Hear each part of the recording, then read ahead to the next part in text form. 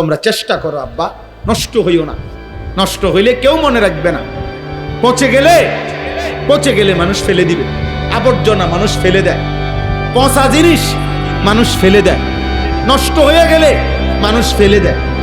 তুমি যদি চরিত্রহীন নারী দেখে দেখে, ছবি দেখে দেখে, অশ্লীল দৃশ্য দেখে দেখে, উলঙ্গ ছবি দেখে দেখে আব্বা শরীরটা, চরিত্রটা, আখলাকটা নষ্ট করে ফেলো, কেউ খবর নিবে না। খবর নি। মা বাপ, আপন বাবা এক সময় বলে ফেলে নিজের মার কাছে, নিজের স্ত্রীর কাছে, এই অজাত মানুষ হইতো না, বাদ দাও। আপন পুতের ব্যাপারে বলে ফেলে এই অসভ্য আর মানুষ হইতো না, বাদ দাও। তারে যেটা মনে করি এটা করতে কর, আমি জানি না তার ব্যাপারে। কোন বাবা যদি এটা বলে ফেলে, এবার তারে ডাকবে কে? মা যদি বলে ফেলে, এবার তাকে ডাকবে কে? বলো ভাই। এই জন্য ফজরের নামাজ পড়ো। ফজরের নামাজ বরকতপূর্ণ নামাজ। নবী সাল্লাল্লাহু আলাইহি সাল্লাম বলেছেন, মান সাল্লা সালাতাস সুবহি ফাহুয়া ফি জিম্মাতিল্লাহ। যে ফজরের নামাজ পড়লো সে নিজেকে আল্লাহর হাতে তুলে দিল, আল্লাহর সুপুর্দ করে দিল, আল্লাহর জিম্মায় ঢুকে গেল। সুবহানাল্লাহ।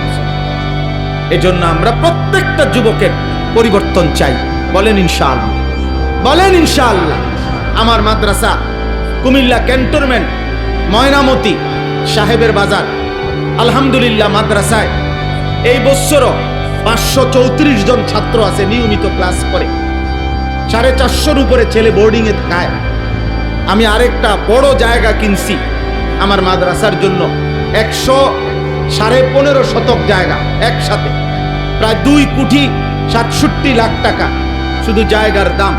এই উদ্দেশ্যে কিনছি যে একটা আলাদা প্রতিষ্ঠান করতে চাচ্ছি, যে প্রতিষ্ঠানের উদ্দেশ্য সারা বাংলাদেশের স্কুল, কলেজ, ইউনিভার্সিটির যত কিশোর, নওজোয়ান, এরা বছরের যেই কোনো দিন, যার যখন ছুটি হয়, সুযোগ হয়, অবসর হয়, 3 দিন হোক, 30 দিন হোক, 1 ঘন্টা হোক, 30 ঘন্টা হোক, আসবে, যাবে, সেখানে দিন শিখবে।